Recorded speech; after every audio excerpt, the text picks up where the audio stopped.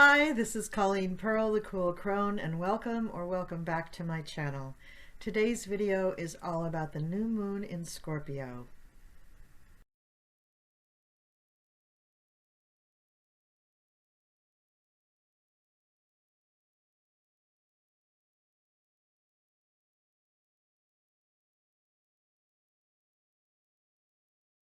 And now let's move on to the earth signs. First sign up is Taurus. Taurus, you've got this cluster of the new moon and Mars in your 7th house for partnerships and Uranus in the 1st house. Now, you've had Uranus in the 1st house for quite some time, but you haven't had all these planets in the 7th house. So first, let's talk about Saturn squaring Uranus. This is a configuration that you've been experiencing all year long, so you're probably used to it. There have been delays in your career. There have been delays in having you out to the public and being seen by the public. There has been restrictions. Well, we've had COVID, but you having Saturn in the 10th house, even transiting, is actually a blessing for your career. You do have to be patient. Now, Uranus is you in your 1st house, coming up with all these great ideas, marketing yourself differently, trying a million different ways to get yourself in front of the public or just out there in your career and getting a better profile.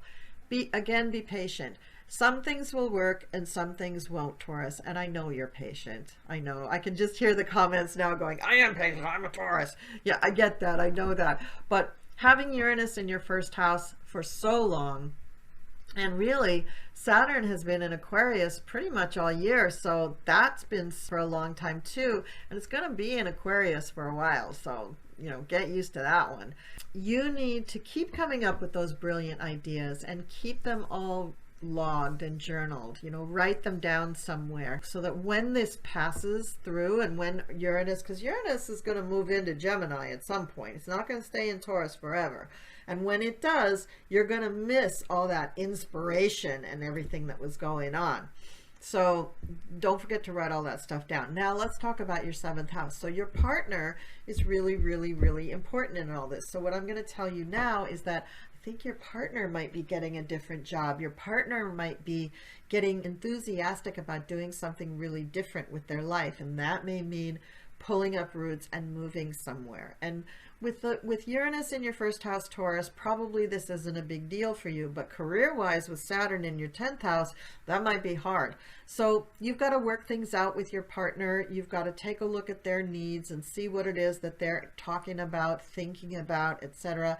It's going to be a beautiful new moon actually for you and your partner, kind of an exciting new moon. You might have a great date night or something, but keep it in the house. Don't go out because the other planetary arrangements are not good for being out in public. But with Mars in your 7th house, you know that it's going to be good. So make sure that you enjoy that. And just think about what I said, that your partner may be looking at some opportunities that are really, really too good to pass up, and you may want to go along with. Okay, let's go on to Virgo. So Virgo, you've got Uranus in the 9th house. So it's been there for a while, and you've been going through probably every esoteric book you could get your hands on, every audio book, every Kindle book, anything you could get your hands on to get yourself out there and thinking with the metaphysical world. Also, it could be that you're just fascinated by travel, that you've been traveling a ton, that you've been, studying other countries, studying other languages. You've just been doing a lot of stuff because Uranus is a lot of activity. It's chaotic. It's all over the place. And in the 9th house, it can cover a lot of area. So we've got publishing, we've got the law area, we've got foreign countries. So all of those things are really churned up and active and happening for you. And you love it, Virgo, because you're a person who really likes to learn things. Mercury is your ruling planet. Now, Uranus is opposing the Mars, Moon, and Sun, which is all the configuration of this new moon. So for you, I'm going to say that your daily life is just going to be all charged up. It's just going to be a real spotlight on, what do I do every day? How do I get to work? Can I work remotely? Why do I, want to do this? Why am I fighting with my coworkers? Why am I fighting with my brothers and sisters? Why am I fighting with the guy at Dunkin' Donuts? Mars is going to charge up and make things a little jangly and energetic and argumentative. So just be aware of that. The moon is very emotional. You're going to take things very emotionally.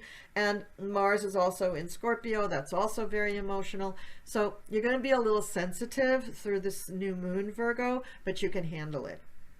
Now, what I want you to do, though, is to use the energy of this Mars in Scorpio along with the new moon to do some digging in your third house. Maybe you want to go on ancestors.com. I think there are some family members that you need to connect with. And the message that I'm getting is that if you do this, if you just do a little digging, you may find that you've got some siblings somewhere that you didn't even know that you had. So look it up. Who knows? I mean, there's a couple of different ways to do that these days, and you may be very pleasantly surprised that you have more family than you ever thought you did. Virgos do have a tendency to kind of feel like they're all alone in the world, but it's just because they also feel like they don't quite mesh. And I agree. I have moon in Virgo, and very often I feel like it's just me, and then I go out in the world and go to my job, and then I come home and it's just me. And that isn't the truth. I have a family. I have, I come from a fairly big family, and there's a lot of people who are my family, but I also have a lot of friends.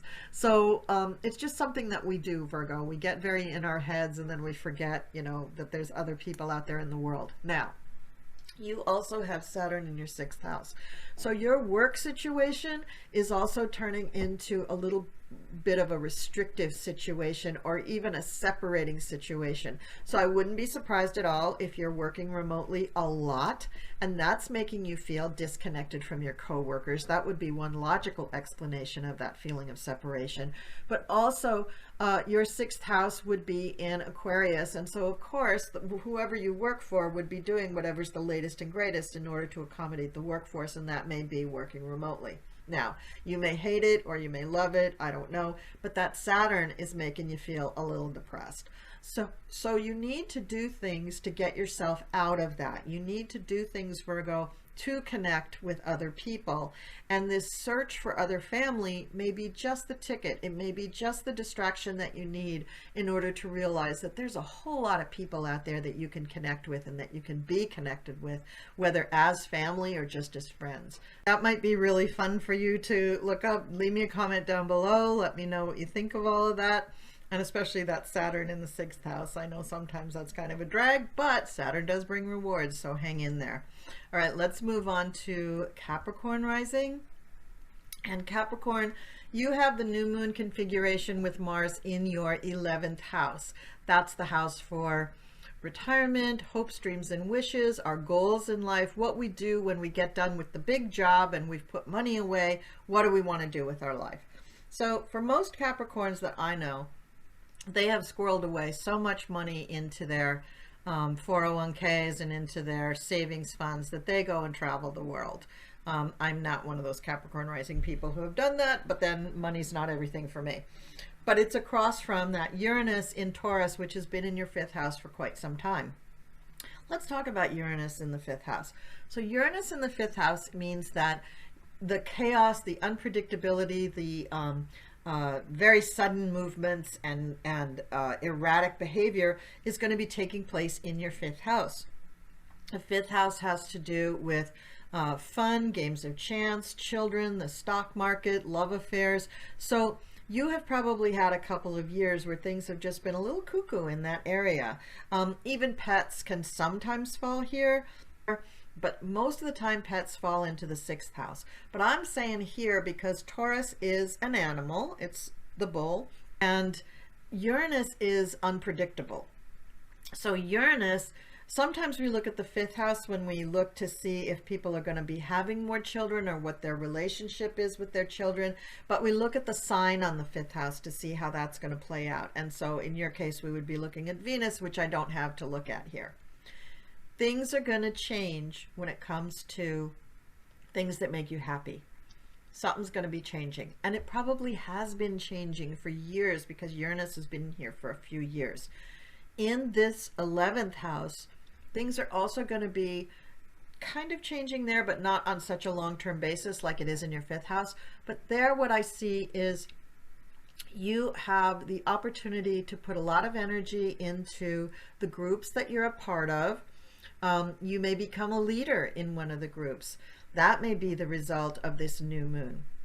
You may find that you love the group, or you find a new group and you either eventually will become the leader, or you walk into the group and they need you to be the leader immediately. So something about groups. You could also, this could be doing something with your plans for retirement. You could be retiring actually around this new moon. A lot of things could happen. Now, retirement looks very, very likely because with Saturn squaring all of that mess, Saturn separation. So you may be separating from a group of people, which might be the people that you've worked with for years because they've become like a family, you know, to you. And so now you're separating from them when you go into your retirement. Capricorn, I think this new moon for you is going to center around people that you know very well, people that you love, and people that you socialize with a great deal. Also, I see that this could impact your income in some way. It could bring a restriction or even a separation from a certain amount of money, and that things that you love are going to explode. So that says retirement to me. That says, you know, it's a really good retirement, but you never know. Now we're going on to the air signs. First air sign up is Gemini. Gemini, this new moon configuration falls into your 6th house. So you've got Sun, Moon, and Mars all in the house for working a lot, for health, and for pets. So I'm going to say that your health is terrific. It's fantastic. It's never been better. And that you are doing something probably in your job that is a new project that you really need to work on by yourself, that's maybe very difficult, or maybe it just requires the certain set of skills that only you have in your job, something like that, where you're really earmarked as the person who can do this. And remember what I said at the beginning of the video, the days around the new moon are maybe not the best days to be around a lot of people. So you may want to work remotely on this project for a few days, or you may want to just handle the project by yourself. Now, Uranus in your 12th house. Your dreams are going to be crazy. Your dreams are going to be off the charts. You're going to be feeling like you can tell the future the minute you wake up every morning because your dreams have been so crazy. Now, Uranus has been there for a few years, so you're probably used to this. Why would it be any different? Well, it's different because now Mars is opposing Uranus, as is the Sun and the Moon. And so you've got all this stimulation to Uranus going on, and you may be dreaming and having messages about people at your job. It just may be. Let me know in the comments below if that's really what's going on for you. Also, with all the planets in your 6th house, especially the moon, this could mean that somebody is leaving, somebody is coming in your work life that impacts you a great deal, and maybe that's why you get this project that only you can do. Because Sarah left or retired or whatever, and she was the one who would have done it, but now you're going to do it. Then we have Saturn in the 9th house. Separation or constriction or restriction, but also laser focus and crystallization. So if you're doing anything on the internet, Saturn in your 9th house is really good. It means you're going to be building up a structure, an audience, a construct, a company. You're going to be building something up that is going to last a long time. And Aquarius is there, so of course Aquarius rules all of that stuff having to do with the internet and the media and even outer space. So even though you have the opposition and the square, which is forming the T-square there, Gemini, I think this new moon is actually going to be good for you. It's going to be inspiring. You're going to feel like you're the one who can really, you know, lead the team on this project or do this project by yourself. You're going to feel like you've got laser focus where it comes to new technology and things that you're going to express that way. It can also express that if you were trying to plan, say, an overseas trip or a very long-term study of some kind, that's going to be delayed, that's just not going to happen right now because Saturn is bringing in the delay. But Uranus in your 12th house is possibly going to help you to dream up a brand new way of doing whatever it is that Saturn says you cannot do. That's the beauty of the Saturn-Uranus square. Is it's going to be bringing up new brilliant ways of doing things that nobody ever thought of before, that makes it just obsolete to worry about what you cannot do because Saturn is blocking you. So Uranus comes along with a whole new idea about the way things can be, and we do it. So very exciting new moon for you, Gemini, and I'm sure you're going to do great. Now let's go on to Libra. Libra, you've got the new moon configuration with Mars in your second house for income and resources and talents. So I'm going to say that you are going to be finding out about some new talents that you didn't realize that you have, and this is going to increase your income. Mars is always like a super boost. It's a push in whatever area it falls in. The moon is changeability and the sun is legacy. So I'm going to say that if you're working at something and you're trying to beef up your income, it's going to get beefed up. It's going to start this month getting beefed up because of things that you do during the new moon. Also with Mars there's a lot of push for whatever your talents are to be brought out to the world and appreciated. Now it's opposing the 8th house Uranus in Taurus. Now you've had Uranus up there in Taurus for a while, for a few years, but this new moon is going to stimulate Uranus to get even more ideas going out there that have to do with joint resources. So anything that you share with somebody else, any kind of partner that you have, they are also going to benefit from your good stream of income. So something's going to happen where you share monies, you share things with your partner, you stimulate whatever the plans are for you and your partner. Also, the 8th house has to do with metaphysical things, hidden subjects, the occult, death, sex. And if your stream of income has anything to do with those subjects, then your business is really taking off in an exponential way. And that's something that could be very exciting for you, Libra. Saturn is down there in the 5th house for things that make you happy. Now, Saturn is not a happy planet, so feeling of appreciation and productivity and thankfulness about this income change is going to be delayed. That you're not going to be, and maybe it's because you're going to be too busy, that it's going to take a very long time for you to finally get out of this phase before you can turn around and go, wow, that was really great. And Saturn gives you all the rewards and all the accolades that you really earned during this period. So it's a great new moon for you, Libra. Very exciting, especially if you're in an area that uses things like metaphysics for your earning power, then you're really going to do spectacular. Or if you're a person who is actually a financial advisor, an investment advisor, an investor, a person who's involved with insurance in any way, a lawyer who does inheritance stuff, that could also be really gangbusters for you too, because the 8th house rules all of those areas. So good luck, Libra rising. I hope everything works out for you. And now let's go on to Aquarius. Aquarius, you've got the new moon configuration plus Mars in your 10th house. So this is going to affect your career a great deal. And you've got Uranus down in the 4th house, which means that you've had it there for a while and things around your house have been crazy for a couple of years. But the house that we live in, the family structure and the real estate that it's on really affects our career, because it gives us the stability or not in order to do our career and to be connected with our family or not. So looking at everybody's 4 to 10 house access is a quick way to see work-life balance. You know, are they balanced or are they not?